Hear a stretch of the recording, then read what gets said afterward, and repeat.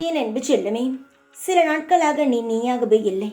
பல வருடங்களாக எதையோ பறி கொடுத்தது போலவே இருக்கிறாய். என் தங்கமே, உன்னுடைய பிரச்சனையை முடிப்பதற்காகத்தான் நான் ஓடி வந்துவிட்டேன். இன்று மங்கள செவ்வாய். உன்னுடைய கவலைகள் அனைத்தும் முடிய போகும் நாள் என்ற ஏன் தங்கமே, எதையோ இழந்தது போல் இருக்கிறாய். முதலில் எதை இழந்தாலும் சரி, மனதை ஒரு நொடியும் இழந்து விடாதே.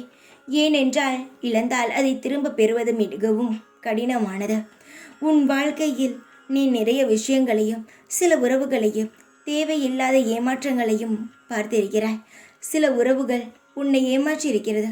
சில விஷயங்களை நீ இழந்திருக்கிறாய். போனது எல்லாம் போகட்டும்.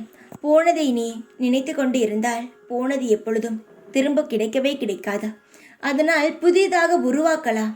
அதை நீ ஞாபகத்தில் வைத்துக்கொள். சில விஷயங்கள் போனது என்றால் அது நல்லது என்று நினைத்துக்கொள். ஏனென்றால் அதன் மூலமாக பெரிய பிரச்சனை கூட வந்திருக்கலாம். யாருக்கு தெரியும்? ஆனால் எனக்கு தெரியும். ஆனால் அதனால் தான் சொல்கிறேன்.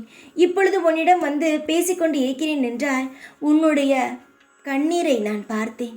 தங்கமே, உன் வாழ்க்கையில் நீ எதை இழந்து இந்த நிலைமையில் அழுது கொண்டு இருக்கிறாயோ அந்த விஷயத்தை எந்த ஒரு குறையும் இல்லாமல் நிறைவாக திருப்திகரமாக உனக்கு நான் எடுத்து வந்து தருகிறேன்.